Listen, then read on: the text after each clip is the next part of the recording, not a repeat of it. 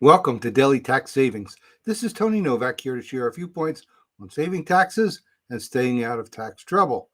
Today's episode is definitely the latter part, the staying out of tax trouble. Now, yesterday we did a episode and it was titled "The Worst That Could Happen." What's the worst that could happen? And I listed a bunch of taxes that are notoriously tough for those that mess up and severe consequences. But we didn't talk about jail, any risk of a prison sentence. So today we're going to talk about that. So if you don't like jumpsuits, certainly prison can be more serious than some of the financial consequences that we talked about yesterday. So all we're going to do today is I'm going to run through 10 quick types of screw ups that can carry jail sentences. And as I run through them, keep in mind the common theme is that they are all deliberate. How does the IRS determine what's deliberate? Sometimes it's obvious. Sometimes it's as simple as they were repeated. You know it didn't work last time. You knew it was wrong last time, and you did it again. Those are the types of things that trigger the threat of prison sentences, and often actual prison sentences are enforced. So let me run through these. The first one, obviously most common that everybody knows, tax evasion. That is hiding income, deliberately hiding assets and income to avoid paying taxes, number one. Second, filing a false tax return.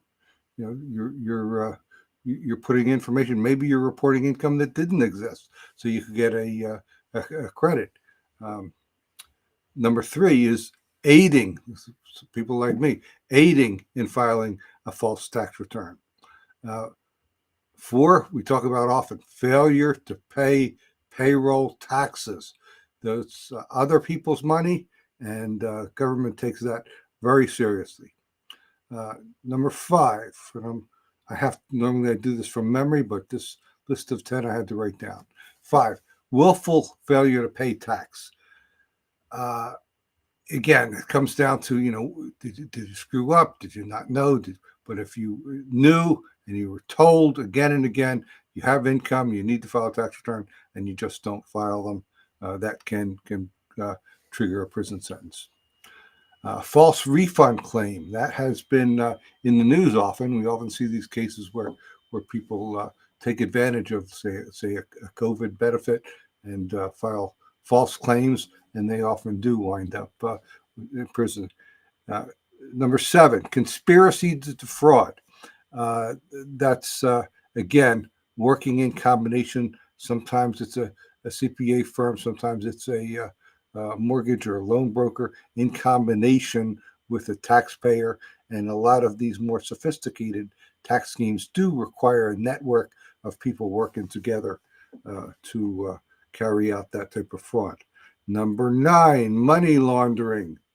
I think we all know that can be carry criminal consequences, even if there is no tax issue, but in combination with money laundering plus not paying taxes, that is sure to trigger threat of prison time. Number 10 will surprise people. Failure to report foreign accounts. Every person that has foreign accounts files a U.S. tax return must file a separate schedule of their foreign accounts. And deliberate omission of that form can bring jail time, scary as that is. So as always, we'd love to hear comments, feedback on social media, or if something triggered a concern, you want to talk with me one-on-one, that's a good idea.